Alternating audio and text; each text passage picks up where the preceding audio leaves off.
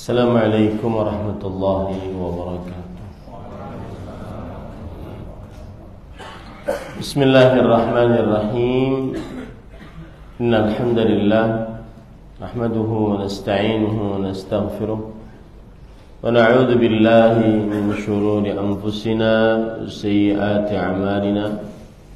Man yahdihillahu fala mudilla lahu wa man yudlil fala hadiya lahu. وأشهد أن لا إله إلا الله وحده لا شريك له وأشهد أن محمدا عبده ورسوله يا أيها الذين آمنوا اتقوا الله حق تقاته ولا تموتن إلا وأنتم مسلمون يا أيها الناس اتقوا ربكم الذي خلقكم من نفس واحدة وخلق منها زوجها وبث منهما رجالا كثيرا ونساء واتقوا الله الذي تساءلون به والأرحام إن الله كان عليكم رقيبا يا أيها الذين آمنوا اتقوا الله وقولوا قولا سديدا يصلح لكم أعمالكم ويغفر لكم ذنوبكم ومن يطع الله ورسوله فقد فاز فوزا عظيما أما بعد فإن أصدق الحديث كتاب الله وأحسن الهدي هدي محمد صلى الله عليه وعلى آله وسلم وشر الأمور محدثاتها وكل محدثة بدعة وكل بدعة ضلالة wa kullu dhalalatin finnar. Alhamdulillah, kita bersyukur pada Allah Subhanahu wa taala pada hari ini, hari Ahad ba'da subuh 3 Rajab 1445 Hijriah yang bertepatan dengan 14 Januari 2024. Kita dimudahkan oleh Allah Subhanahu wa taala untuk duduk bersama mengkaji kembali hal-hal yang berkaitan dengan qalbu berdasarkan ayat-ayat suci Al-Qur'an dan hadis dari Rasul sallallahu alaihi wasallam. Salawat dan salam semoga selalu Allah berikan kepada Nabi kita Muhammad sallallahu alaihi wa ala alihi wasallam, pada keluarga beliau, para sahabat serta orang-orang yang mengikuti beliau sampai hari kiamat kelak. Tema yang kita bahas pada kesempatan kali ini adalah yaitu amalan, salah satu dari amalan yang merusak qalbu, yaitu yang bernama dengan amalan al-ghaflah. Dengan nama-nama Allah yang husna dan sifat-sifatnya yang ulia, kita berdoa, Allahumma inna nas'aluka ilman nafi'an wa rizqan tayyiban wa amalan mutaqabbala. Allahumma amin. Ahibati fillah, afanillah wa iyyakum, kaum muslimin yang saya cintai karena Allah. Semoga Allah Subhanahu wa taala selalu memberikan afiat kepada kita di dunia dan di akhirat. Kalau tidak salah, ini adalah amalan perusak kalbu yang ketiga. Betul apa betul? Yang pertama, dia masih ingat? Ittiba'us syahwat, mengikuti syahwat. Yang kedua, an-nifaq. Yang kedua adalah kemunafikan. Kemudian yang ketiga adalah ini, al-ghaflah, sikap lalai. Dan amalan ini sangat penting untuk dibahas, karena amalan ini benar-benar merusak kalbu yang akhirnya memberikan pengaruh sangat besar terhadap anggota tubuh kita. Kalbunya rusak, akhirnya benar-benar mempengaruhi anggota tubuh kita. Kita akan bahas para ikhwan yang dirahmati oleh Allah Subhanahu wa taala. Al-ghaflah adalah kata masdar atau predikat dari kata kerja ghafala yaghfulu. Ghafala yaghfulu. Kata kerjanya adalah ghafala yaghfulu. Dan ghafala yaghfulu, para ulama bahasa mengatakan menunjukkan kepada sebuah makna, yaitu tarkus syai' sahwan wa rubbama kana an 'amdin. Peninggalan terhadap sesuatu karena lupa atau karena sengaja. Itu namanya ghaflah. Meninggalkan sesuatu karena lupa atau karena sengaja. Contoh misalkan, seseorang ketinggalan kacamata, ketinggalan jam tangan di kamar mandi. Itu namanya ghaflah. Meninggalkan sesuatu karena lupa atau bahkan karena sengaja. Itu secara bahasa arti al-ghaflah, lalai. Itu disebutkan oleh Ibnu Faris di dalam kitab Mu'jam Maghayisil Lughah, salah satu kamus besar bahasa Arab. Kemudian disebutkan di dalam kitab Al-Misbah Al-Munir, salah satu kitab kamus besar bahasa Arab juga, bahwa ghaibatu syai' an balil insan wa adama tadzakkurihi, hilangnya sesuatu dari ingatan manusia dan tidak mengingat sesuatu tersebut. Wa qad yusta'malu fi man tarakahu ihmalan wa i'radan. Dan kadang al-ghaflah dipakai untuk orang yang memang tidak mau terhadap sesuatu tersebut. Jadi dia tidak mau, dia lupakan itu karena memang dia tidak mau. Dia lupakan itu karena memang dia anggap itu tidak penting. Ini arti ghaflah juga secara bahasa. Allah berfirman dalam surah Al-Anbiya ayat 1, wa hum fi ghaflatin mu'ridun. Dan mereka di dalam sikap ghaflah karena memang ingin berpaling. Karena memang ingin berpaling. Adapun ghaflah secara terminologi syar'i adalah faqdus syu'ur bima haqquhu an yush'ara bih. Hilangnya rasa untuk sesuatu yang harus dirasakan. Hilangnya rasa untuk sesuatu yang harus dirasakan.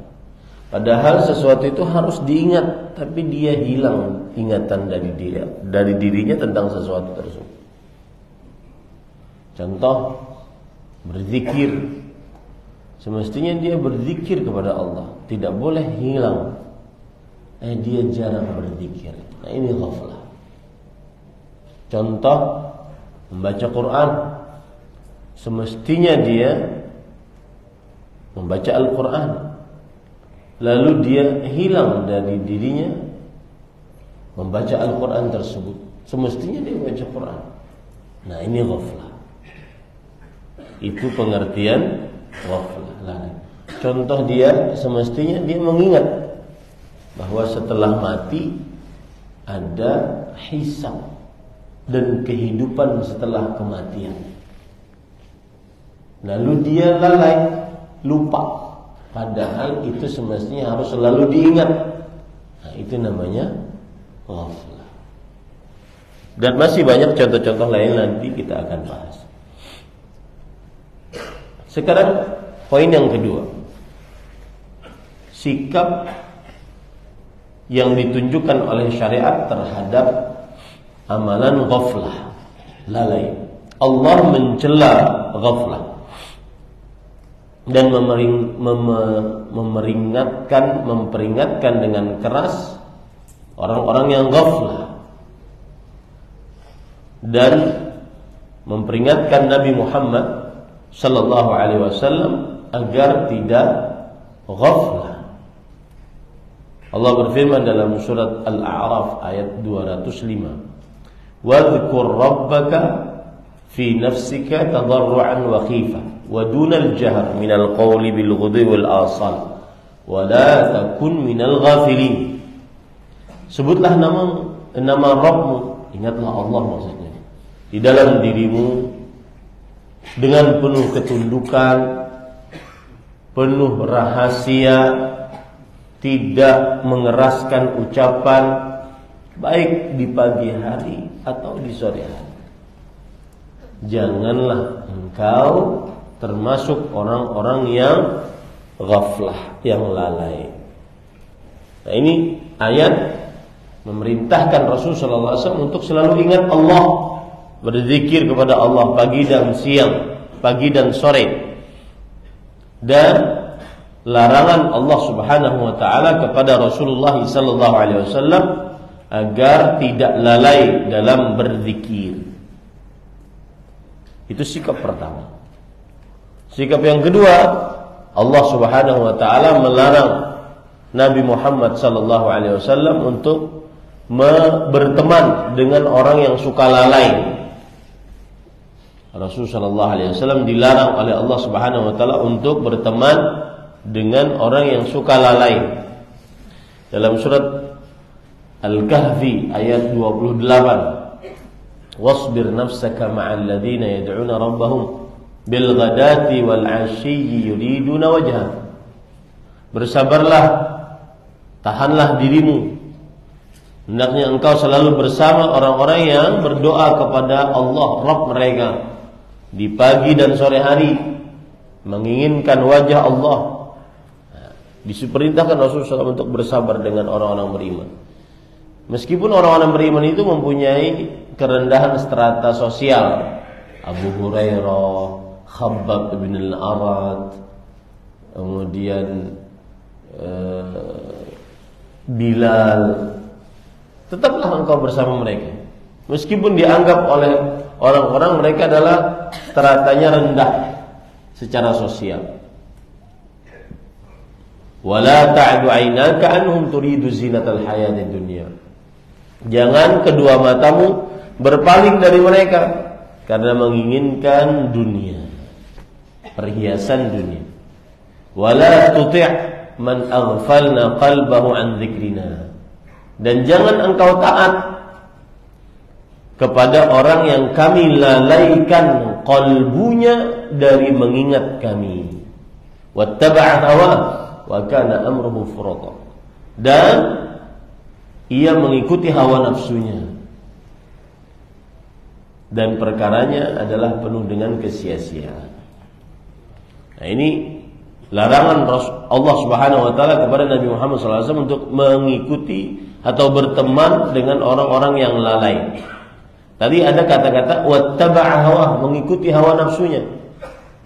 Dan salah satu pengertian dari ghaflah adalah mutaba'atun nafsi 'ala ma tashtahi. Mengikuti seseorang, mengikuti apa saja yang dia hawa nafsui, meskipun itu melanggar kewajiban, melalaikan kewajiban atau melanggar maksiat. Ini ghaflah. Ya. Kemudian para ikhwan dirahmati oleh Allah Subhanahu wa taala, Allah Subhanahu wa taala mencela orang-orang yang ghaflah, yang terlalu sibuk dengan dunia, lupa akhirat. Di antaranya surat Ar-Rum ayat 7. Ya'lamuna zahiran minal hayati dunya wa hum 'anil akhirati hum ghafilun.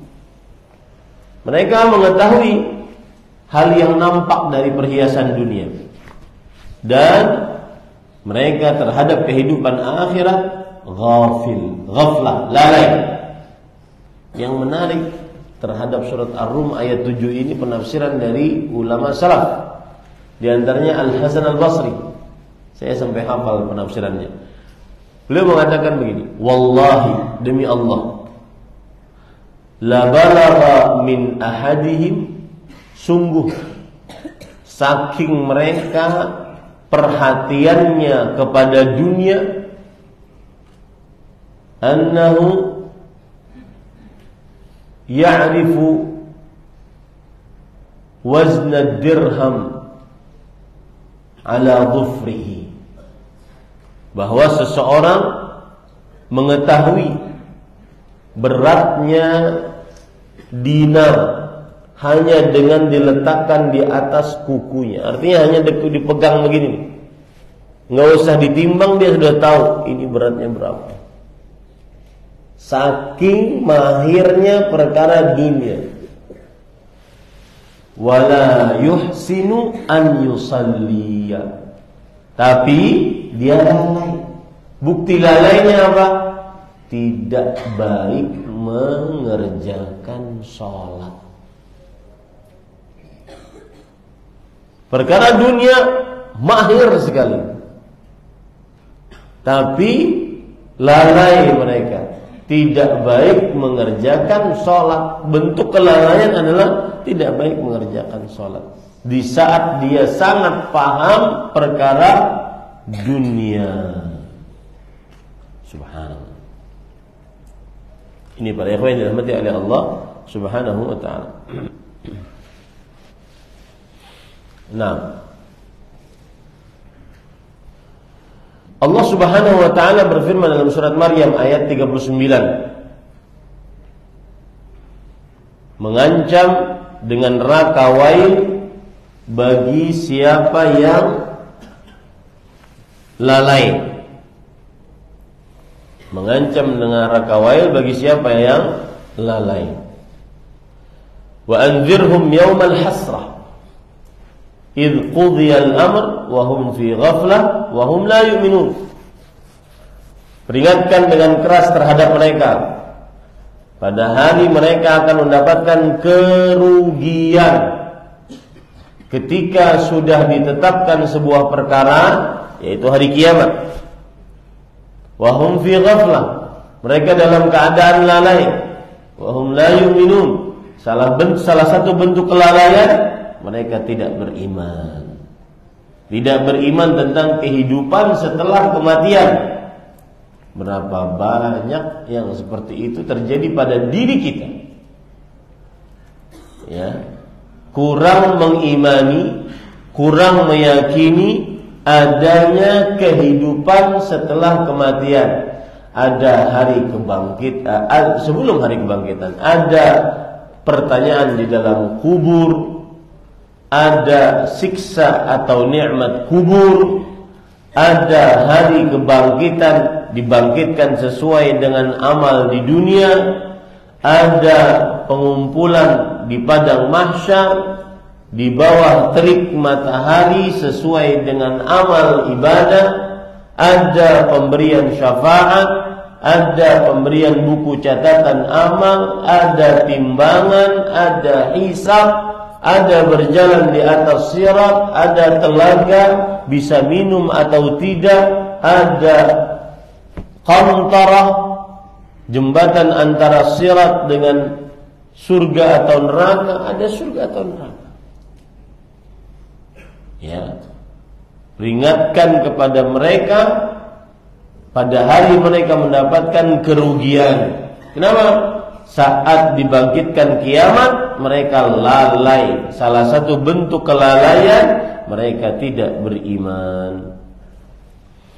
Rasulullah SAW ketika membaca surat Maryam ayat 39 ini, beliau bersabda, yaitu ketika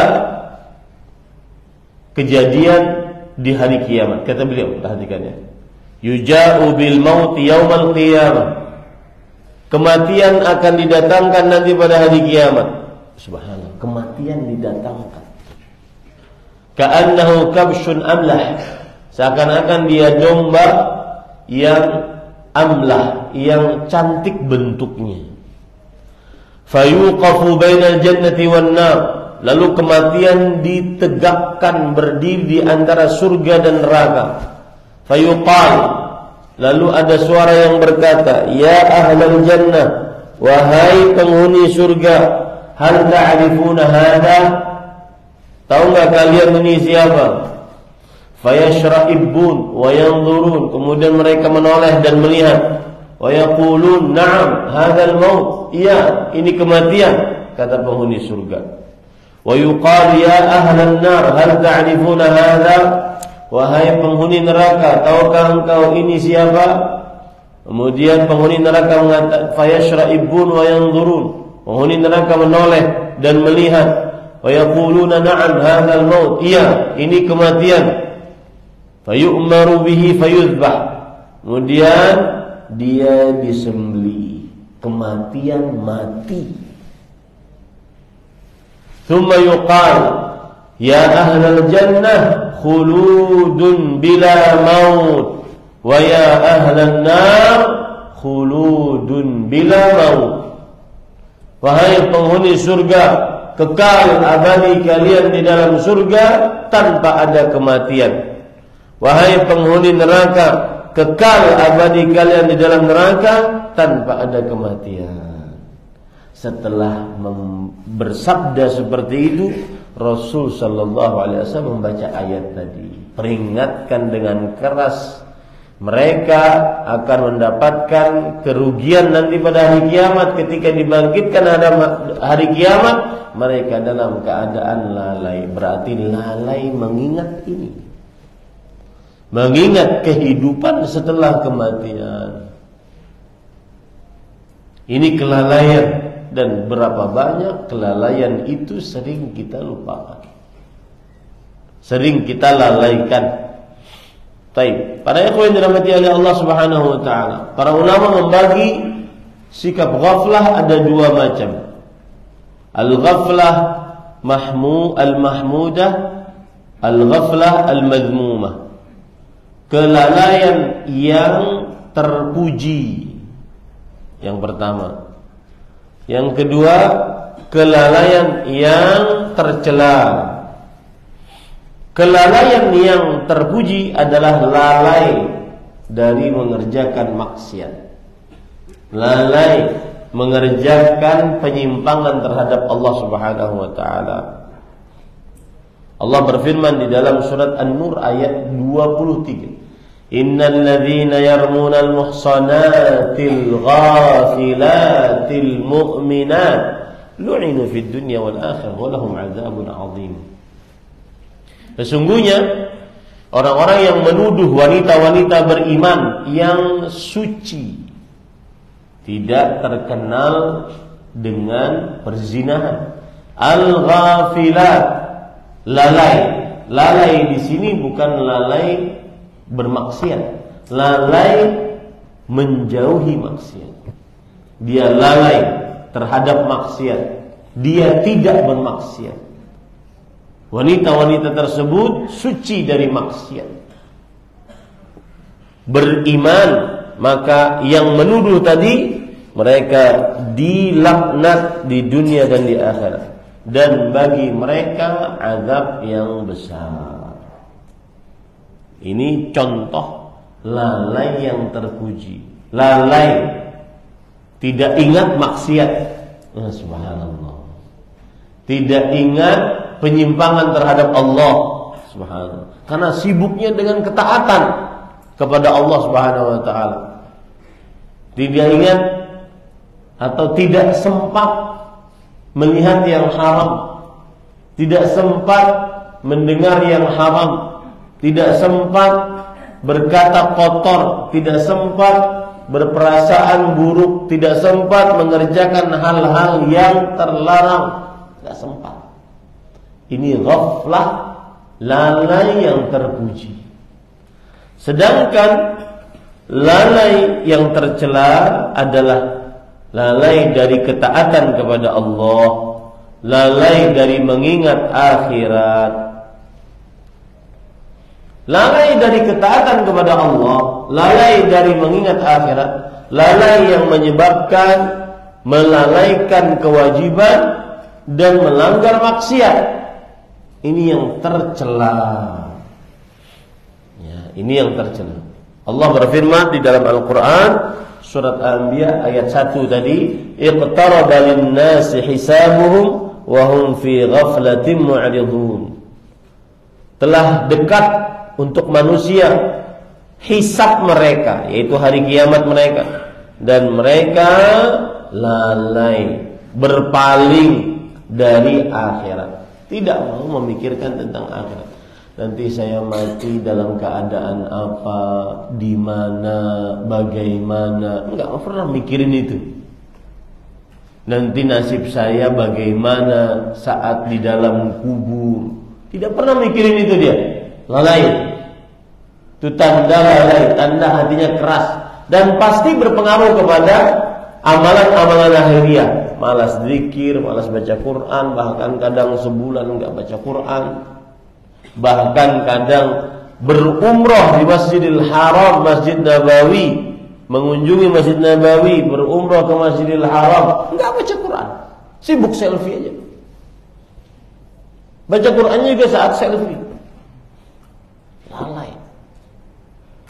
Ya, di tempat suci jarang berdoa. Di tempat mustajab tidak pernah berdoa. Lalai. Waktu-waktu mustajab jarang dia gunakan untuk berdoa. Hari Jumat ba'da asar sebelum maghrib, antara azan dan iqamah, sepertiga malam terakhir, lalai berdoa. Saat sujud, terutama sholat sendirian, saat sebelum salam, terutama sholat sendirian, lalai. Ini lalai yang tercela. Nah, lalai yang tercela ini ada 3 macam. Lalai yang datang tiba-tiba. Nah, ini lalainya orang-orang saleh. Kadang bahkan wali Allah bisa lalai. Jadi tidak ada yang menyatakan wali Allah itu lepas dari dosa, nggak ada. Sekelas wali Allah bisa saja berdosa. Jangankan wali Allah, para nabi alaihi wassalatu wassalam, para ulama bersepakat bahwasanya para nabi dan para rasul alaihi wassalam mereka terjaga dari kesalahan hanya dalam perkara menyampaikan wahyu. Adapun dosa-dosa, kesalahan-kesalahan kecil, maka mereka tidak terjaga menurut sebagian pendapat para ulama. Nah, ini namanya kelalaian yang datang tiba-tiba. Tapi cepat setelah itu mereka bertobat. Cepat setelah itu mereka bertobat. Allah berfirman dalam surat Al-A'raf ayat 201, "Innal ladzina taqaw idza massahum ta'ifun minasyaitani tadakkaru fa idza hum mubsirun." Sesungguhnya orang-orang yang bertakwa jika diganggu oleh syaitan, mereka langsung ingat, baru sadar, langsung sadar. Nah, ini datang tiba-tiba. Dan biasanya ini sebentar saja, karena manusia tidak lepas dari dosa. Sebentar saja datang, kelalaian hilang, langsung bertobat lagi, langsung kembali ke jalan istiqamah. Kelalaian yang kedua yang tercela adalah kelalaian tapi terulang-ulang atau diulang-ulang. Lalai tapi terulang-ulang atau diulang-ulang. Nah, ini kelalaian ahli maksiat. Ahli, bukan sekedar bermaksiat, ahli maksiat. Bahkan sampai derajat kepada kefasikan. Kefasikan itu apa? Mengerjakan dosa besar tanpa merasa berat, terang-terangan dia kerjakan. Ya.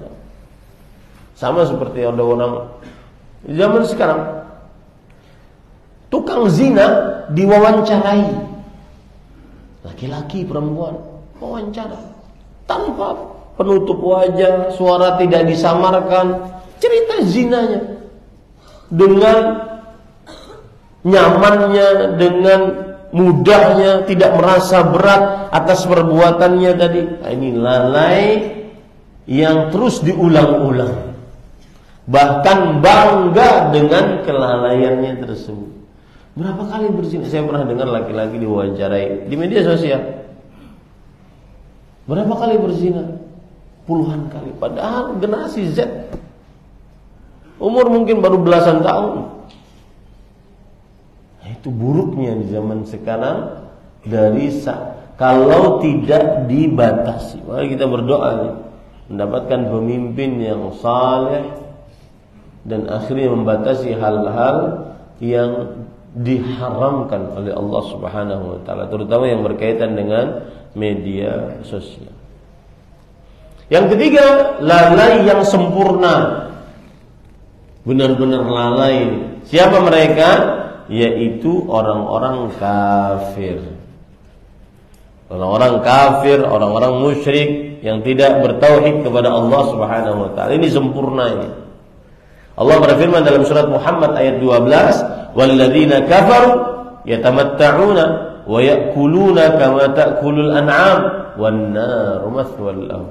Orang-orang kafir mereka menikmati dunia, makan, minum, ya, berkreasi tentang dunia. Makan seperti bagaimana makannya hewan, padahal neraka sudah disediakan untuk mereka. Enggak peduli. Ini lalai yang sempurna. Baik. Sekarang poin selanjutnya. Sebab orang lalai. Yang pertama adalah berusaha agar mendapatkan kepuasan jasmani. Mata melihat puas, telinga mendengar puas, badan nyaman, kemaluan enak. Biasanya yang ingin seperti itu membuat dia lalai. Ya, membuat dia lalai. Ini para ikhwan yang dirahmati oleh Allah Subhanahu wa taala. Pokoknya dirinya ingin semuanya nyaman dari anggota tubuhnya, dari ujung rambut sampai ujung kaki, nyaman. Ya, nyaman. Ingin santai, tidak terlalu berat. Makanya lihat orang-orang yang murtad kadang-kadang, atau orang-orang kafir, kadang-kadang mereka mengatakan, kalau di agama kami kan enak, masih bisa boleh nyanyi-nyanyi, mabok-mabok. Gitu kan? Lalai itu lalai. Sebabnya apa? Karena dia ingin nyaman, tidak terkekar, subuh harus bangun. Ya. Tadi saya terlambat bangunnya, telepon oleh kawan. Ustaz, wah ngebut kawan, 120, 140 mantap di tol. Sampai di sini pas koma. Harus bangun. Yang yang lalai nggak mau bangun. Bangun jam 7, bangun jam 8. Lalai. Sebab lalai adalah karena ingin menyamankan anggota tubuhnya. Ini yang pertama. Yang kedua, sebab lalai adalah karena ingin mendapatkan kelezatan kehidupan dunia. Ingin makan enak, minum enak, berpakaian yang bagus, pakaian yang mewah, rumah megah dengan segala macam fasilitasnya yang indah-indah. Nah, itu biasanya membuat lalai. Makanya kita dilarang oleh Rasulullah SAW untuk terlalu bermewah-mewah. Silakan beli yang mewah, silakan. Rumah megah, mobil mewah, motor gede, silakan. Kalau dengan dua syarat, tidak berlebih-lebihan dan mendatangkan kesombongan, boleh saja. Cuma jangan sampai lalai. Ya, jangan sampai lalai. Jangan sampai bermewah-mewah karena mendatangkan kelalaian. Contoh beli kasur, saking empuknya itu kasur, orang rebahan tenggelam ya. Nah, itu membuat melalai, nggak bangun subuh, enakan. Ya. Kemudian yang ketiga, matinya perasaan qalbu saat berdosa. Tidak merasa bersalah saat berdosa. Tidak merasa berat saat berdosa. Tidak merasa takut saat berdosa. Tidak malu saat berdosa. Nah, itu namanya lalai. Dan ini disebutkan oleh Imam Ibnu Qayyim Al-Jauziyah rahimahullah. Beliau mengatakan, qad yaqtarinu as-saghair ma'a qillatil haya wa 'adamil mubalah wasyu'ur bit-ta'zim yulhiquha bil kabira. Ini perhatikan baik-baik. Kadang ada orang melakukan dosa kecil, tapi saat berdosa kecil tersebut dia tidak malu terhadap Allah, tidak peduli dengan dosa itu, dan tidak ada perasaan takut terhadap Allah Subhanahu wa ta'ala, yang menyebabkan dosa kecil tersebut diangkat sebagai dosa besar. Sebaliknya, wa qad yaqtarinu bi al-kabirah syiddatul haya wasyu'ur bil 'idham wal khawf min Allah ma yulhiquha bis saghirah. Kadang orang melakukan dosa besar, zina, tapi setelah itu dia malu kepada Allah. Dia merasa berat dengan dosa zinanya, merasa sekujur tubuhnya penuh dengan lumuran dosa, yang membuat dosa besar zina tadi menjadi turun dosa kecil akibat perasaannya tadi. Fahada, kata Imam Al-Qayyim rahimahullah, fahada marji'uhu ila ma yaqumu bihil qalb. Ini semua kembali kepada apa yang tegak di dalam qalbunya. Maka termasuk daripada sebab kelalaian adalah mati rasa saat melakukan dosa. Tidak peduli, tidak merasa berat, tidak malu, tidak ada rasa takut terhadap Allah Subhanahu wa ta'ala. Ya. Sekarang orang berzina, tulis biografi, subhanallah saya. Kalau Anda berzina, kemudian Anda bertaubat, sudahlah, nggak usah ditulis sebagai biografi dalam buku biografi Anda. Ini nggak ditulis. Publik figur nulis tuh biografinya. Pernah main narkoba, mengkonsumsi narkoba, berzina sekian kali, ditulis. Nggak usah ditulis. Allah sudah tutupi, jangan dibongkar. Paham ya? Ini para ikhwan yang mati. Apalagi itu mungkin penulisan untuk karena dia akhirnya bertobat, menyesal. Lebih daripada itu bangga. Seperti yang saya ceritakan sekarang. Anak muda, laki-laki diwawancarai, bangga. Berapa kali sudah berzina? Zina beneran atau gimana nih katanya?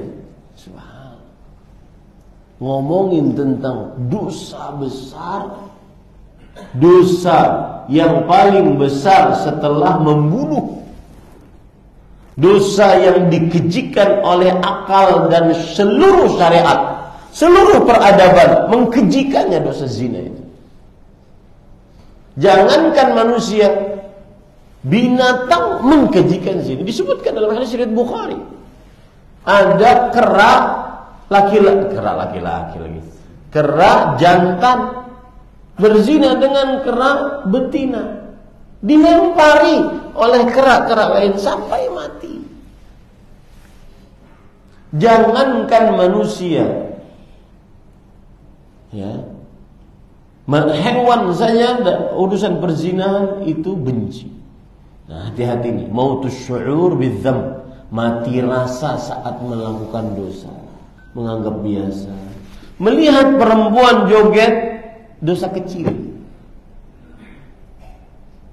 Tapi kalau Anda menikmatinya, kemudian tidak ada rasa takut terhadap Allah, kemudian mati rasa saat melakukan dosa tersebut, semakin ngulik-ngulik yang semakin haram, bisa naik dia menjadi dosa besar. Kenapa? Karena tidak ada pengagungan terhadap Allah, kelalaian yang diulang-ulang. Nah, ini pada ikhwan yang dirahmati oleh Allah. Sebab yang keempat, mengikuti hawa nafsu, dan itu pasti. Orang lalai pasti karena mengikuti hawa nafsu. Wa amma man khafa maqama rabbih wa nahan nafsa 'anil hawa fa innal jannata hiyal ma'wa.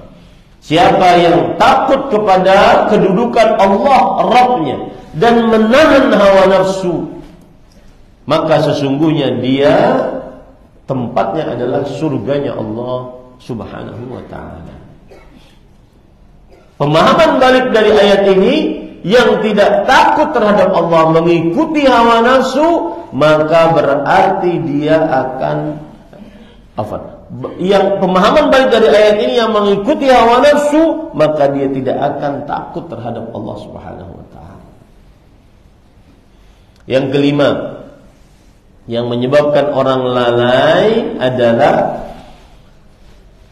karena obsesi untuk dapat harta dunia. Pedagang di pasar meninggalkan sholat Jumat. Apa sebabnya? Karena pelanggan datang, pelanggannya dari Kalimantan. Kalau dia beli hampir setengah toko dia beli. Cash lagi, bukan ngutang. Pas datangnya hari Jumat. Gimana kalau antum begitu? Kata si pelanggan, buka enggak? Kalau enggak buka saya ke samping tuh.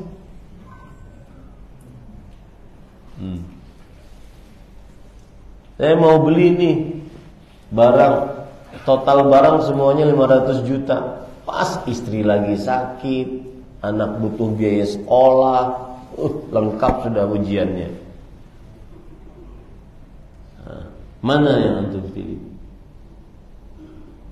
Habis Jumatan, enggak bisa, saya pesawatnya nanti setelah Jumat langsung. Ya, karena ingin dapat harta, obsesi dapat harta, akhirnya lalai dari ketaatan kepada Allah, lalai, melalaikan kewajiban, melanggar yang dilarang oleh Allah Subhanahu wa ta'ala. Dan ini Allah Subhanahu wa ta'ala sudah singgung dalam surah An-Nur ayat 37, khusus untuk para pedagang ini. Rijalun fi buyutin adzinallahu an turfa'a wa yuzkara fiha ismuhu wa yusabbihu lahu fiha bil ghudwi wal asal. Rijalun la tulhihim tijarah wala bai'un an dzikrillah wa 'anis salat wala bai'un an dzikrillah wa iqamis shalah wa ita'iz zakat yakhafuna yawman tataqallabu fihi al-qulub wal absar. Di dalam rumah-rumah Allah, masjid, Allah mengizinkan untuk diangkat zikir kepada Allah, menyebut namanya, kemudian bertasbih, memuji Allah Subhanahu wa ta'ala di pagi hari dan sore hari. Para lelaki, ini lelaki sejati, yang perdagangan dan perniagaan mereka tidak melalaikan mereka dari berzikir kepada Allah, mendirikan sholat, membayar zakat, dan takut akhirat. Pemahaman dari ayat ini adalah salah satu yang melalaikan seseorang berzikir, sholat, bayar zakat, ingat akhirat adalah karena bai' dan tijarah, jual beli dan perniagaan. Ya. Orang sudah khutbah Jumat yang kedua atau imam khatib naik, kemudian sudah azan Jumat, orang masih nusuk cilok. Ada nggak di Bekasi begitu? Ada. Di Kalimantan juga begitu. Ya, makan sambil berdiri sambil tusuk. Laki-laki perempuan berhubung itu. Itu haram. Kalau sudah khatib naik ke atas mimbar kemudian salam, jual belinya haram. Bahkan sebagian ulama mengatakan jual belinya tidak sah. Berarti yang nusuk ciloknya itu makan barang yang haram. Yang dikasih duitnya ngambil uang yang haram. Ya. Salah satu penyebab seseorang lalai obsesi untuk dapat harta dunia. Kemudian yang keenam, salah satu yang menyebabkan orang lalai adalah terlalu banyak bermain, terlalu banyak menyibukkan diri dengan olahraga.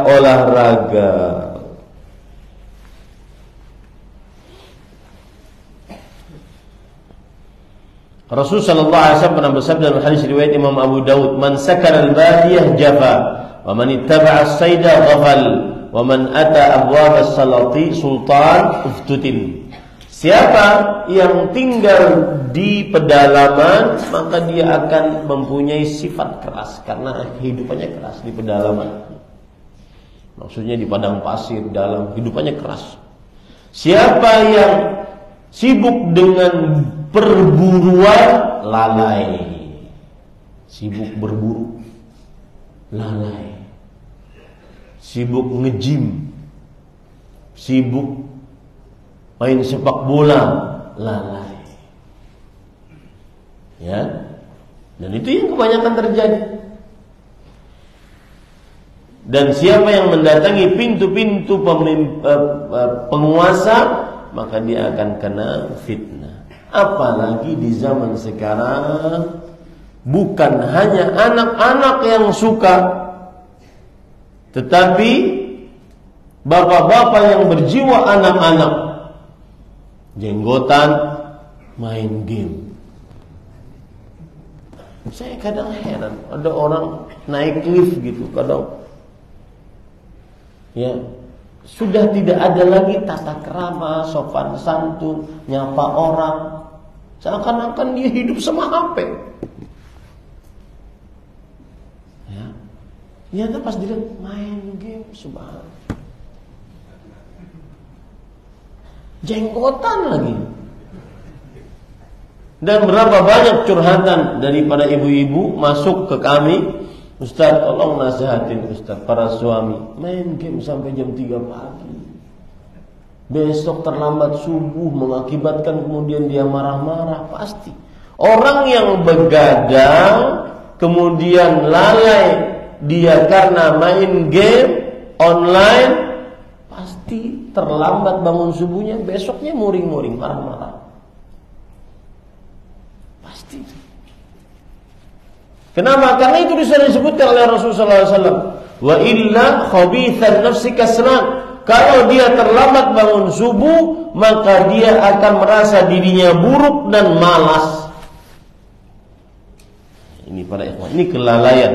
Ini permainan-permainan zaman sekarang, permainan online. Para santri kalau pulang main game. Hah? Siapa namanya? Zaki. Main game gak? Punya HP pribadi gak? Punya. Para ikhwah yang dirahmati oleh Allah Subhanahu wa taala, kasihan ustadz di pesantren mengurus santrinya 24 jam agar menjadi anak yang saleh, jauh dari hal-hal yang mengghaflahkannya. Sampai di rumah malam pertama, nih nak, ketika ditanya orang tuanya, kasihan Ustaz, Kau sudah capek di pesantren. Emang waktu soleh ada gitu, waktu soleh, waktu ghaflah ada gitu kan? Saya sering mengatakan hubungan antara pengurus lembaga pendidikan dengan wali santri adalah hubungan ta'awun, hubungan saling tolong menolong, bukan hubungan saya sudah bayar, mana anak soleh saya, enak aja ente simsalabim. Nggak bisa begitu. Ketika liburan harus dijaga anaknya, ganti nih estafet. Selama di pesantren, oke, kami yang jaga. Selama liburan, Anda yang jaga dong. Ya. Iya Ustaz, bisa bertahan sih Ustaz 1 hari, 2 hari, 3 hari. Soleh banget Ustaz, malaikat dia. Pas hari keempat sudah berubah. Karena orang tuanya nggak jaga. Apalagi nih saya perhatikan ya, ini pengalaman. Anak-anak di pesantren lisannya kasar, bahkan kotor, menyebutkan ucapan-ucapan yang sudah di lisan, mungkin di luar pesantren biasa. Anjing, anjir, anjrit, anjing. Itu kita sebagai pengurus pesantren, ini dari mana ini? Saya teliti, saya tanya-tanya. Antum tahu dari mana mereka dapat? Hah? Sosial medianya tepatnya di mana? Ya. Instagram mungkin sedikit, TikTok mungkin sedikit. Di mana mereka? Hah? Game. Anak-anak nonton orang main game. Jadi orang main game dia tonton. Itu kan sebagian mulutnya kasar, kotor, keji. Nying subhanallah. La haula wala quwwata illa billah. Ya. Makanya di pesantren saya haramkan secara peraturan santri-santri saat libur menonton game, orang main game. Itu sangat benar. Setiap hari mereka nonton itu masuk ke dalam kolbunya. Kemudian lisannya secara tidak sengaja, dia bukan ingin berkata kasar, berkata kotor, tapi yang dia tonton, dia dengar itu masuk ke dalam kolbunya. Apalagi dikasih fasilitas HP pribadi yang dia tidak perlu untuk memakainya. Anak-anak, walhamdulillah saya bertahadus bin ni'mah di sini. Anak saya kelas 1 aliyah, 1 SMP, SMA, belum punya HP. Tidak kenal namanya game.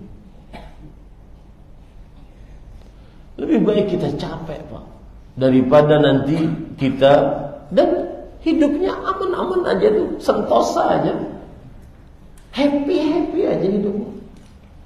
Tidak bisa ngelihat buku langsung buka, langsung baca. Aman aja, sehat walafiat. Ini para ikhwan yang dirahmati oleh Allah Subhanahu wa taala. Jadi sekarang Anda sebagai orang tua, Anda punya loyang berbentuk apa saja. Ada loyang berbentuk bulat, ada segi 5, ada persegi 4, ada kubus. Anda masukkan tuh adonannya ke dalam situ. Itu persis dengan anak. Kita mau bentuk apa saja anak kita. Dan yang paling utama, dia akan sangat terpengaruh dengan orang tuanya, terutama di golden age, di umur keemasan, umur 1 sampai kelas SD kelas 6, umur 12 tahun. Itu sangat dia. Karena ketika sudah kelas SMP, SMA, dia akan masuk pesantren atau masuk boarding school lain. Jauh dia dari orang tua. Maka engkau hanya bersama anakmu saat sampai SD saja. Itu pernah saya tulis tuh di dalam media sosial saya. Saat-saat itulah untuk tanamkan itu apa, dan dia akan sangat merekam apa yang kita ucapkan, apa yang kita perbuat.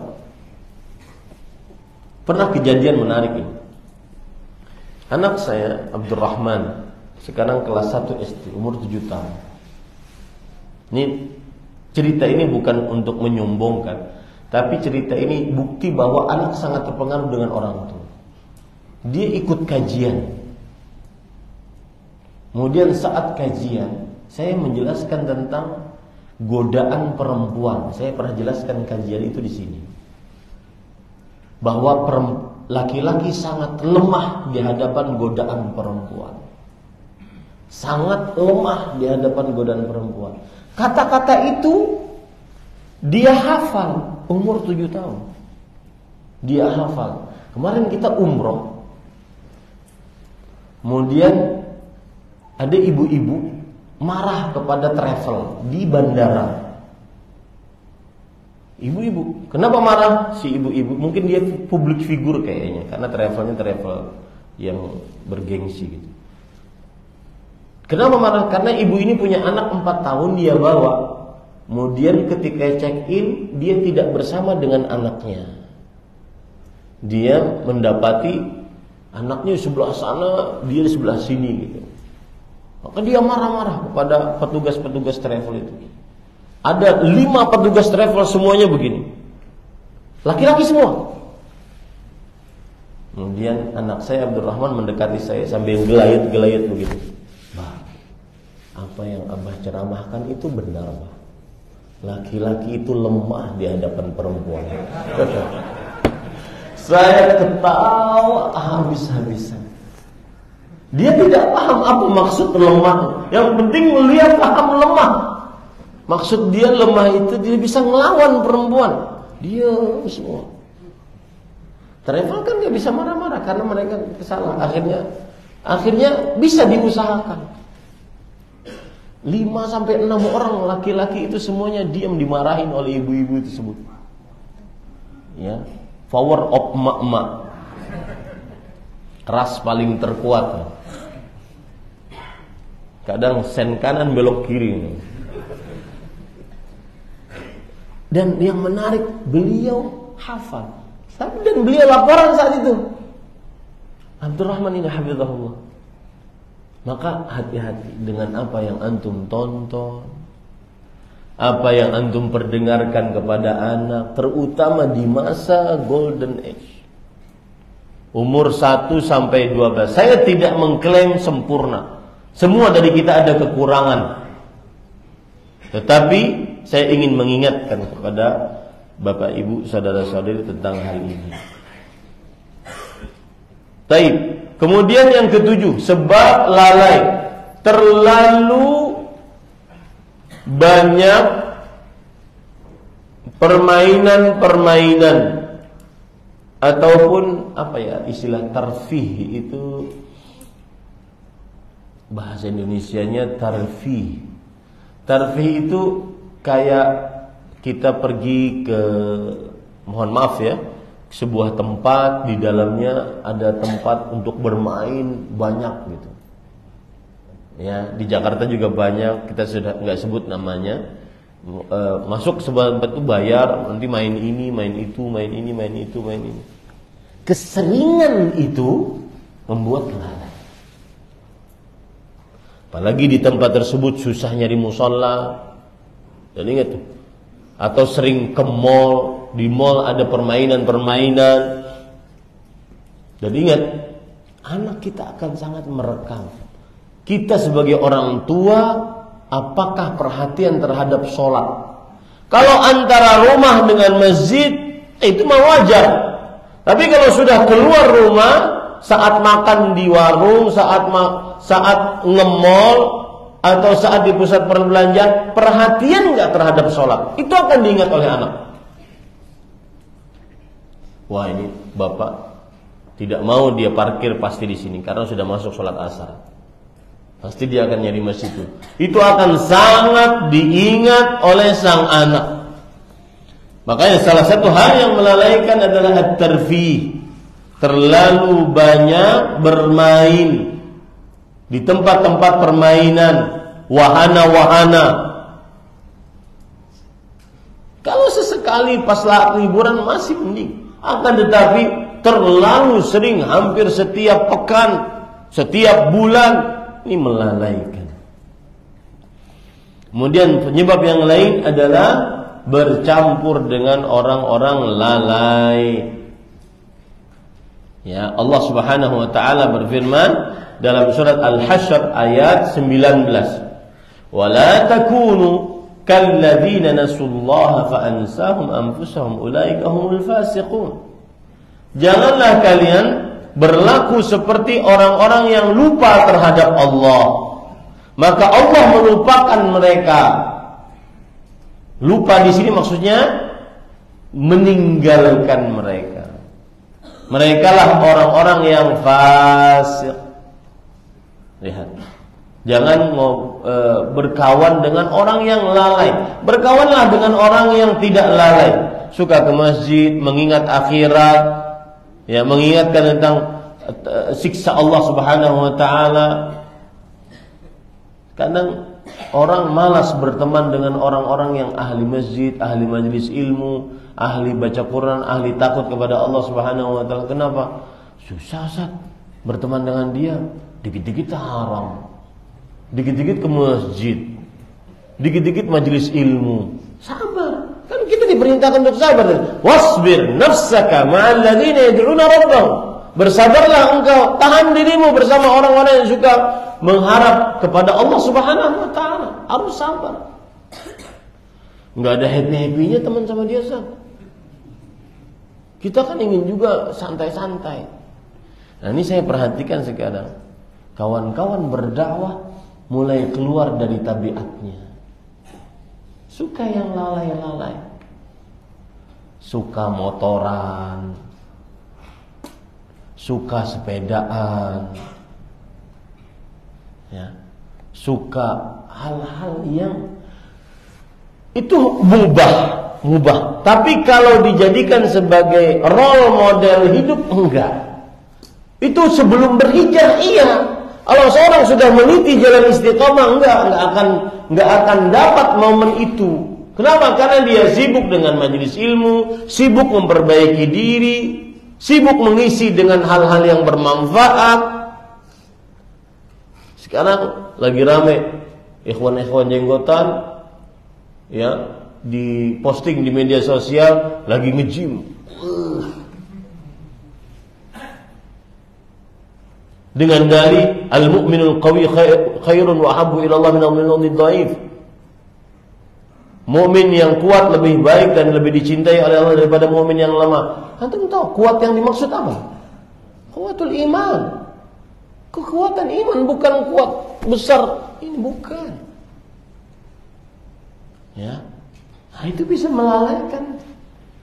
Dan itulah saya sering mengingatkan, hati-hati. Seorang ustaz, publik figur, hati-hati. Perbuatanmu bukan hanya untukmu, dicontoh oleh umatmu. Kalau engkau mungkin tidak lalai, tapi ikhwah, tetapi jamaah belum paham. Mungkin sekarang jamaahnya tidak lalai karena masih ada ustadznya. Ustadznya sudah meninggal, akan dicontoh oleh orang-orang setelahnya. Sekarang kan ramai, betul apa tidak? Ya, antum lihat di media sosial. Ikhwah sudah jenggotan, sudah ngaji, sibuk lagi. Enggak sibuk lagi duduk-duduk majelis ilmu. Yang dibicarakan nge-gym, berapa kilo, dengan dalih jaga kesehatan. Ini pada ikhwan, hati-hati, lalai. Ya, sudah menyimpang tuh. Temanya sudah menyimpang. Dulu mikirin, wah, kajian hari ini di mana ya? Enggak. Sekarang mikirin, nge-gym di mana nih? Hati-hati para ikhwan yang dirahmati oleh Allah Subhanahu wa taala. Nah, terakhir, Para ikhwan yang dirahmati oleh Allah Subhanahu wa taala, potret-potret orang yang lalai. Silahkan kita introspeksi diri kita masing-masing. Yang pertama, lalai dari belajar ilmu agama.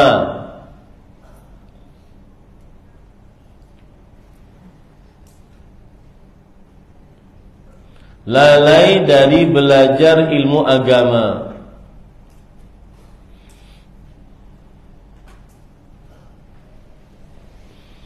Ada cerita menarik saya ingin bacakan. Rawal Qadhi Abu Bakar Ibn al-Arabi al-Maliki hikayatan tadulu ala ma yumkinu an yasila ilaihi al-jahlu bi ashabihi. Al-Qadhi Abu Bakar, seorang hakim Abu Bakar namanya Ibnul Arabi yang bermadzhab Malik. Ini ahli hadis, bukan Ibnu Arabi. Ini pakai alif lam, Ibnul Arabi. Beliau meriwayatkan sebuah kisah yang menunjukkan bahwa benar-benar kelalaian itu akan membuat kebodohan pada orang. Beliau bercerita, "Zara Syekh Tartushi ahadu fuqaha asri min ahli Masyriq al-Andalus wa dakhala yusalli fi masjid ahadi as-sughur wa kana Ibn al-Arabi fi dhalika al-masjid." Syekh At-Tartushi, salah seorang ahli fikih di zamannya, dari timur dunia, dari Andalus. Andalus di mana? Spanyol. Kemudian masuk ke dalam masjid, sholat di dalam masjid, dan Ibnul Arabi ada di masjid tersebut. Fasalla Syekh Tartushi an-nafilah. Syekh Tartushi ahli fikih tadi sholat sunnah. Wa kana yarfa'u yadayhi ma'a takbiratir ruku'.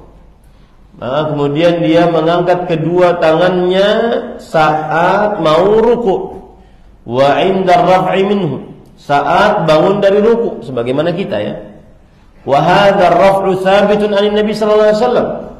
Dan mengangkat tangan saat mau ruku, mengangkat tangan saat bangun dari ruku, ini adalah tetap riwayatnya dari Nabi Muhammad sallallahu alaihi wasallam. Walakin hunaka riwayatun masyhuratun 'inda al-Malikiyah sya'at fi ahli al-Andalus annahu la raf'a fi hataini al-halatain. Tetapi di sana riwayat yang masyhur di dalam mazhab Maliki dan tersebar di penduduk Spanyol bahwa tidak mengangkat tangan kalau mau ruku dan bangun dari ruku, enggak mengangkat tangan. Falamma fa'ala Syekh Tartushi wa huwa mimman yattabi'u sunnah hadha al-amra wa huwa mukhalifun lil masyhur min al-madhhab istankara hadha ar-raf'u ra'isul bahr. Maka ketika Syekh ahli fikih At-Tartushi tadi, beliau mengangkat tangannya dan beliau termasuk orang yang mengikuti sunnah Rasul sallallahu alaihi wasallam dan menyelisih yang masyhur dari mazhab yang tidak mengangkat tangan, maka ada seorang pemimpin di tempat tersebut mengingkari pengangkatan tangan tersebut. Wa kana bi janib Ibn al-Arabi yantadhiru shalah. Dan orang tersebut di samping Ibnu al-Arabi yang meriwayatkan kisah ini, ya, menunggu orang tersebut selesai salat. Fa amara ba'd junudihi an yaquma ila Syekh Tartushi fa yaqtulahu wa yarmihi fil bahr. Subhanallah. Maka jadi orang yang mengingkari ini dia komandan gitu. Dia nunggu Syekh Tartushi selesai sholat. Setelah selesai sholat, dia perintahkan tentaranya, pasukannya untuk membunuh Syekh Tartushi tersebut. Kemudian setelah itu dia ingin lempar ke laut karena sudah ngangkat tangan. Qala Ibnul Arabi, fatara qalbi min baini jawarihi wa qultu subhanallah, hadha Tartushi faqihul waqt.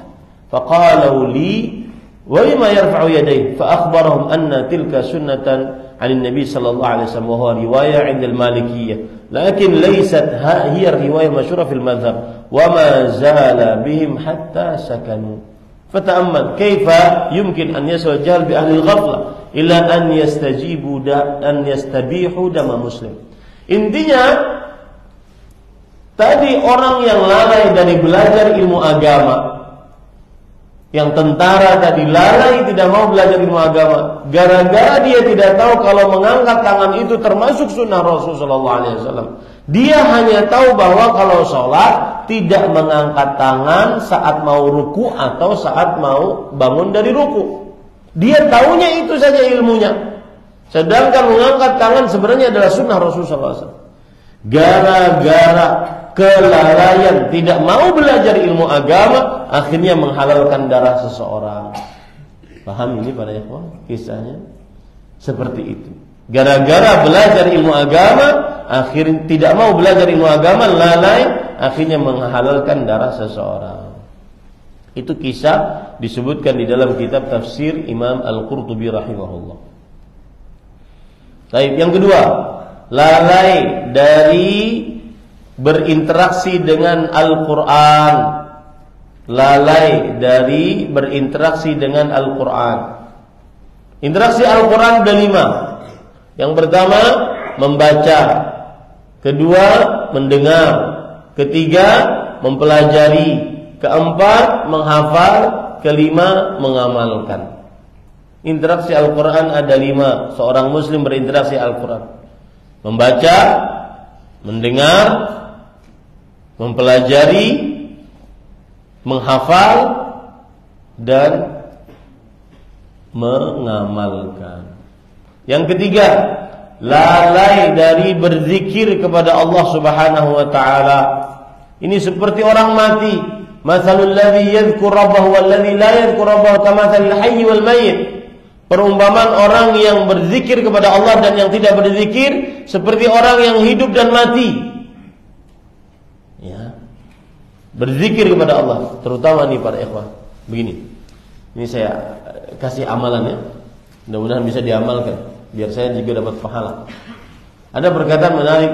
Kita ini kan begini, keadaan kita ini sering berdoa, banyak permintaan. Untuk permintaan kita, permintaan anak, permintaan istri, permintaan dunia, perihal ekonomi, kesehatan, pendidikan, keharmonisan keluarga, banyak permintaan kita. Banyak kita doa kepada Allah Subhanahu wa taala. Bingung kadang-kadang kita menyebutnya, saking banyaknya. Nah, ada perkara menarik yang disebutkan oleh Imam Syekhul Islam Taimiyah rahimahullah. Beliau mengatakan, istighfarul 'abdi khairun anfa'u min jami'il ad'iyah. Istighfarul 'abdi anfa'u min jami'il ad'iyah. Istighfarnya seorang hamba itu lebih bermanfaat dari seluruh doa yang dia panjatkan kepada Allah Subhanahu wa taala. Ustaz, saya ingin punya anak, istighfar. Ustaz, saya ingin punya jodoh, istighfar. Ustaz, saya ingin dapat pekerjaan, istighfar. Ustaz, saya ingin bayar hutang, istighfar. Ustaz, saya ingin sembuh dari penyakit, istighfar. Ustaz, saya ingin hafal Quran cepat, istighfar. Ustaz, saya ingin bisa mudah memahami pelajaran, istighfar. Ustaz, saya ingin tidak bertengkar lagi dengan istri, istighfar. Istighfarul 'abdi anfa' min jami'il ad'iyah. Istighfarnya seorang hamba lebih bermanfaat dari seluruh doa yang dia panjatkan kepada Allah Subhanahu wa taala. Nah, ini para ikhwan yang dirahmati Allah. Yang keempat, ini sebenarnya bagian dari yang ketiga, akan tetapi kita khususkan, yaitu lalai dari berzikir yang membentengi dari keburukan-keburukan. Ada zikir-zikir yang membentengi kita dari keburukan-keburukan. Sebagian orang lalai terhadapnya. Ya, sebagian orang lalai. Seperti misalkan apa? Masuk ke dalam rumah dengan mengucap bismillah. Nah, itu syaitannya nggak ikut. Makan dengan mengucap bismillah, syaitannya nggak ikut. Ya, lalai dari zikir-zikir yang membentengi diri kita dari jin, syaitan, dan yang semisalnya. Kemudian yang kelima, lalai dalam urusan memperhatikan niat. Ya, lalai dalam urusan memperhatikan niat. Seseorang lalai dalam urusan memperhatikan niat.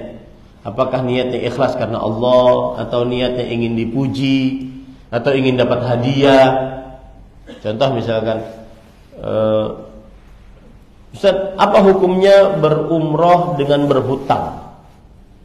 Berhutang untuk berumroh. Maka saya katakan tidak disyariatkan berhutang untuk berumroh. Karena umroh dan haji hanya diwajibkan bagi yang mampu. Tapi Ustaz, teman di kantor kanan kiri belakang depan sudah umroh semua. Nah, ini maksudnya apa? Malu karena tidak berumroh? Nah, ini tidak benar. Ya, lalai memperhatikan amalan niat saat beramal ibadah, harus perhatikan. Makanya Imam Al-Qayyim rahimahullah, kalau seandainya seseorang ingin beramal, maka dia hendaknya memperhatikan pertanyaan lima fa'alta. Untuk apa engkau lakukan ini? Untuk Allah kah? Atau untuk pujian atau untuk sanjungan? Bahkan dalam perkara-perkara yang mungkin dia mubah, tapi sebenarnya di dalamnya ada nilai pahala. Seperti apa? Berjimak dengan istri. Sesuatu yang mubah, tetapi kalau diniatkan ibadah, maka dia akan dapat pahala.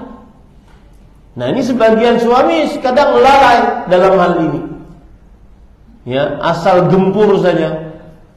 Lalai dia bahwa itu ibadah yang dia dapatkan pahala, bersedekah kepada istri. Wa fi bud'i ahadikum sadaqah. Dan di dalam kemaluan kalian terdapat sedekah. Jadi kita saat berjimak itu sedang bersedekah. Begitu juga saat suami memberikan nafkah kepada istri, itu diminta oleh syariat Islam agar para suami menghadirkan niat. Ini adalah beribadah. Ngasih istri, anak itu adalah ibadah kepada Allah Subhanahu wa taala. Maka pada saat itu dia tidak akan berat. Nah, kemudian para ikhwan yang dirahmati oleh Allah Subhanahu wa taala, lalai yang terakhir, lalai yang keenam, yaitu lalai dari mengingat afdaliyatul amal. Mana amal yang paling afdal? Mana amal yang paling afdal? Nah, ingat tuh. Ya, antara azan dan iqamah mana yang lebih afdal? Baca Quran atau berdoa? Ya, tentunya berdoa. Ya. Nah, itu pembicaraan mana yang lebih afdal, bukan pembicaraan mana yang baik dan mana yang buruk. Mana yang lebih afdal antara azan dan iqamah? Berdoa atau main HP? Ya. Itu bukan kelalaian tuh. Itu maksiat sudah itu. Itu bukan pemilihan mana yang lebih afdal. Ya. Ini para ikhwan yang dirahmati oleh Allah Subhanahu wa taala. Baik, terakhir sekali sebelum masuk pertanyaan, apa obat agar tidak lalai? Yang pertama, orientasikan diri untuk akhirat. Ya, selalu berpikir, saya setelah mati bagaimana keadaannya? Selamat, dapat nikmat atau dapat siksa? Dan kehidupan setelah kematian banyak fasenya yang saya sebutkan tadi. Dari mulai alam kubur, alam barzakh, dibangkitkan, dikumpulkan di padang mahsyar, penerapan syafaat, hisab, timbangan, buku catatan amal, kemudian telaga, berjalan di atas sirat, surga atau neraka. Ya, pikirkan itu, terus berpikir. Itu obat paling jitu, memikirkan kehidupan akhirat. Kapan lalai sehingga melalaikan kewajiban atau melanggar larangan, maka ingatlah kehidupan akhirat. Kemudian yang kedua, yaitu berdoa kepada Allah Subhanahu wa taala agar senantiasa tidak lalai. Ya muqallibal qulub, tsabbit qalbi ala dini. Wahai yang membolak-balikan hati, tetapkan hatiku di atas agamamu. Berdoa, banyak-banyak berdoa kepada Allah Subhanahu wa taala. Allahumma hdini wasaddidni, ya Allah berikan aku selalu petunjuk dan bimbing aku selalu dalam kebenaran. Ya. Nah, itu para ikhwan yang dirahmati oleh Allah. Yang ketiga adalah berteman dengan orang yang senantiasa tidak lalai, yang mengajak akan kebaikan, mengingatkan kehidupan akhirat, melakukan nahi mungkar jika kita lalai, dan seterusnya. Ini yang bisa saya sampaikan. Jika ada pertanyaan, masih ada waktu 10 menit, dipersilakan. Nah, kita tadi kalau tidak salah mulai jam 5 ya. Nah, saya pernah dengar hadis Sauban yang rohnya kita sendiri. Tapi ada juga ustaz yang mengatakan hadis itu tidak kuat. baik. Pendapat yang lebih kuat, hadisnya sahih. Kalau seandainya tidak kuat hadisnya, maka tetap saja tercela untuk beramal maksiat saat sendirian. Karena berbagai macam perkataan para ulama salaf yang sangat keras akan hal ini. Di antaranya Bilal bin Sa'ad rahimahullah, seorang tabi'i. Beliau mengatakan, la tanzur ila sigharil ma'siyah walakin inzur ila 'azamati man 'asait. Jangan engkau lihat bagaimana kecilnya sebuah maksiat, tetapi lihatlah, perhatikanlah agungnya zat yang engkau maksiati. Kemudian juga ada perkataan yang dikatakan oleh para ulama, la tahqiranna saghiratan innal jibala minal hasa. Jangan engkau remehkan dosa-dosa kecil. Sesungguhnya gunung yang menjulang tinggi adalah tumpukan dari batu-batu yang kecil. Abdullah bin Mas'ud radhiyallahu anhu mengatakan, innal mu'min yara dzunubahu ka rajulin tahta jabal yushiku an yaqa alaihi. Sesungguhnya orang beriman melihat dosanya seperti seorang yang sedang di bawah kaki gunung, dia khawatir gunung menimpanya. Wa innal fajira yara dzunubahu kadzubabin yaqau ala anfi fayaf'alu bi yadayhi hakadha. Adapun orang yang terlalu banyak melakukan dosa, terutama saat sendirian, dia melihat dosa-dosanya tersebut seperti lalat yang hinggap di hidungnya, lalu dia seperti itu, seakan-akan tidak ada nilainya. Jadi kalaupun hadisnya sahih, apalagi kalaupun hadisnya lemah, apalagi sepengetahuan saya hadisnya sahih, ya, maka kalaupun tidak sahih, banyak perkataan-perkataan para ulama dahsyatnya atau berbahaya bermaksiat saat sendirian. Wallahu a'lam.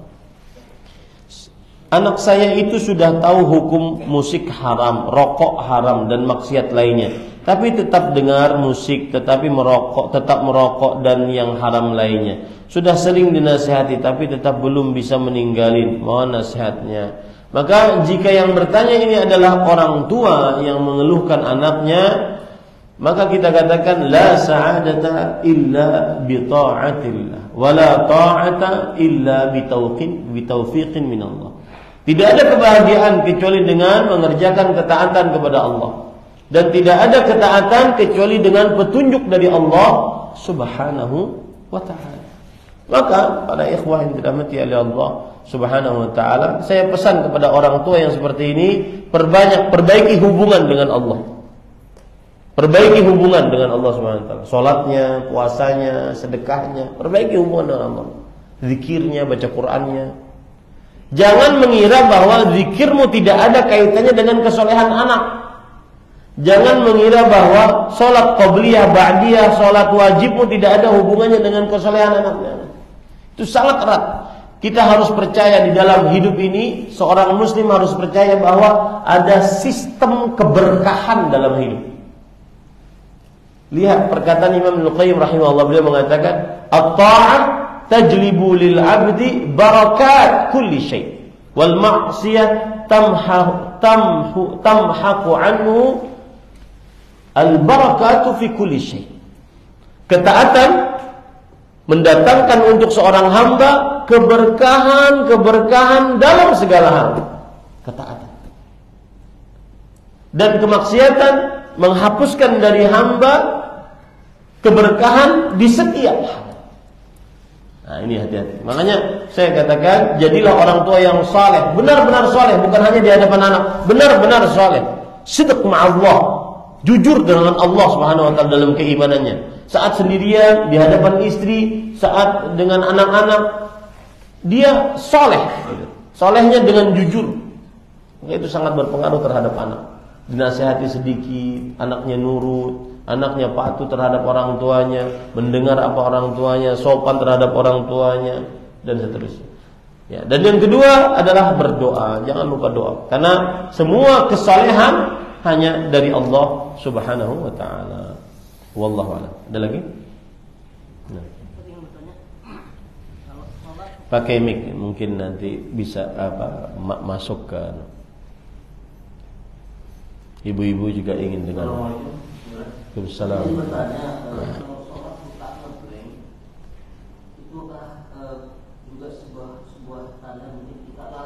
Iya, jelas itu. Salat yang tidak sadar kita sedang salat atau mikirkan sesuatu, maka itu tanda kelalaian. Tapi tadi kelalaian kan ada tiga apa? Tingkatan. Kelalaian yang aridah, yang tiba-tiba datang. Ini biasanya kelalaian orang-orang saleh. Tapi nanti dia kembali lagi. Ya. Tapi itu jelas itu adalah sebuah kelalaian. Makanya para ulama mengatakan, ketika Allah berfirman, alladzina hum an salatihim sahun. Orang-orang yang lalai tentang salatnya. Lalai tentang, garis bawahi kata tentang salatnya. Allah tidak berfirman alladzina hum fi salatihim sahun. Orang-orang yang lalai di dalam salatnya. Kalau seandainya firman itu ada di dalam salatnya, kita semua ini. Kalau tentang salatnya berarti tentang waktunya. Ya, karena ada 6 maksud dari kelalaian tentang salatnya. Yang pertama, tidak salat sama sekali. Yang kedua, kadang salat, kadang tidak. Yang ketiga, salat di akhir, di luar waktu tanpa sebab. Yang keempat, salat di akhir waktu tanpa sebab. Yang kelima, salat tidak menunaikan tumakninah. Yang keenam, salat tidak khusyuk. Tapi alhamdulillah kata para ulama, Allah menurunkan ayat alladzina hum an salatihim sahun. Orang yang lalai tentang salatnya. Allah tidak menurunkan ayat alladzina hum fi salatihim sahun. Orang yang lalai di dalam salatnya. Kalau itu diturunkan oleh Allah, niscaya kita semua masuk ke dalamnya. Allahu akbar. Itu belum sepenuhnya full untuk Allah Subhanahu wa taala salatnya. Allahu akbar. Mulai. Kunci mobil ini mana ya? Turun tangan kanan. Gak ada. Turun tangan kiri. Gak ada. Bingung muter. Kata dia, kayaknya tadi jatuh di bawah meja. Habis sholat dia cari di bawah meja, dapat. Berarti sholatnya nyari kunci.